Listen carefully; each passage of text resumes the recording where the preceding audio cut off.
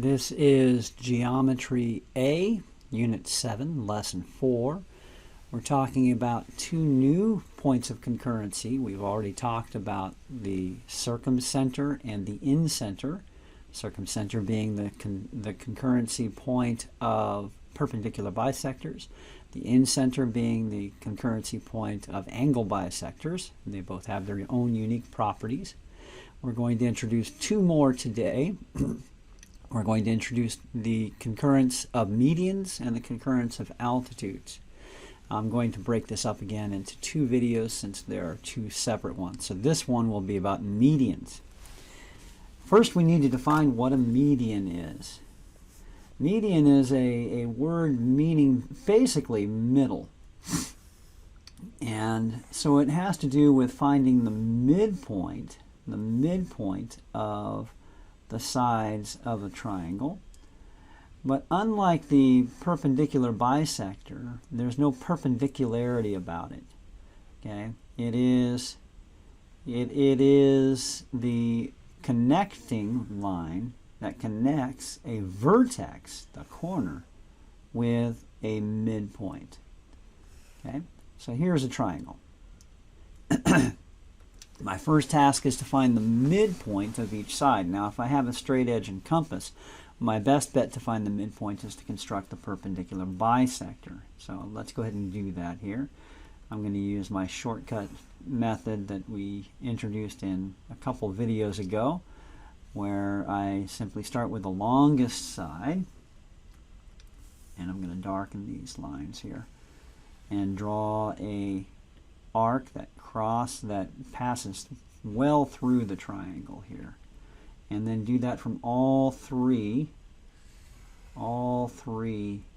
points. You can even draw complete circles if you want. Okay, there we go.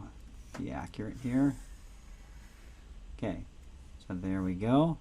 And remember, the goal here is not necessarily that we need perpendicular bisectors. It's that we're using perpendicular bisectors to find the midpoint of each side.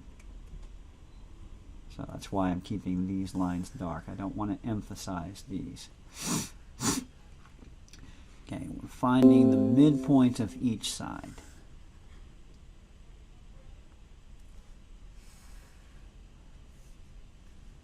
Okay. And here we go. I don't know about you, but I like constructions. They're kind of fun. Okay. All right. So here are the midpoints. The midpoint of this side is right here. Oh, let's lighten that up. I want to make this pop here. Oops. Wrong color. There we go. Right there. That's a midpoint. That's a midpoint, and that's a midpoint. Okay. So find the middle of each side, and then connect the middle of each side with the vertex opposite it. So the middle of this side is going to connect with the vertex opposite it. Now you can draw a line that never ends, or you can draw a segment. Really doesn't matter in this case here.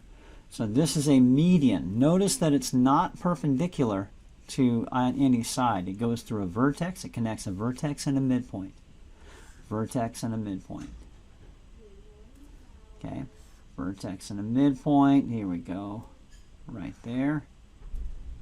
And vertex and a midpoint. Let's see. Are they concurrent? Do they meet? Whoops. I connected two midpoints. Vertex and a midpoint. Vertex and a midpoint. There we go.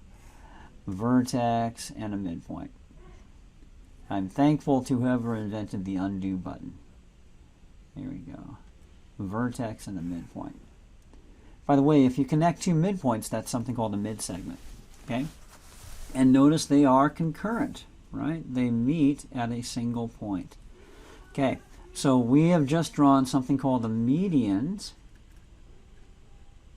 that connects a vertex and a midpoint in your triangle. And they meet at a place called the, not the orthocenter, the centroid. Centroid. Okay, and one of your task, this unit, is to keep all of these straight. Medians, centroid. Perpendicular bisectors, circumcenter. Angle bisectors, in-center. Medians, centroid. Okay. Now, what are the properties of the centroid? Well, to answer that, I'm going to go to GeoGebra here. So, GeoGebra. Okay, and GeoGebra, let's go GeoGebra. And it's GeoGebra geometry. Okay, GeoGebra geometry. And then the address is geogebra.org/geometry. And we're going to construct the medians and the centroid. Okay, so we're going to start with the polygon. Okay, and we're going to click the More tool, and we're going to find, luckily this one has a midpoint option, construct, so I don't have to do all those arcs to find the midpoint here. Finding the midpoint is just as easy as click the midpoint and then click on the side and it finds the middle for you. Okay, really kind of nice, kind of easy. All right, and now I'm going to draw a line segment connecting a midpoint with a vertex. Midpoint with a vertex. Midpoint with a vertex. Okay, and they are concurrent. They meet at a single point, which we'll add a point, call it G. Okay, and now with the Move tool, we want to answer the question, does the centroid ever go on the edge of the triangle or outside the triangle? And as with the in-center, we can see clearly that it is always inside. So that's one of the properties, always inside. Okay, but there's another unique property, and for that I need to measure some lengths here. Let's measure some distance. I'm going to measure the distance between A and G, and between G and E. Now I could measure the distance between F and G, and B and G, and C and G, and D and G, but I'm going to keep these two just to be simple. Okay, and I'm going to move my triangle point so that this is an even number. Notice AG, when AG is 8, GE is 4.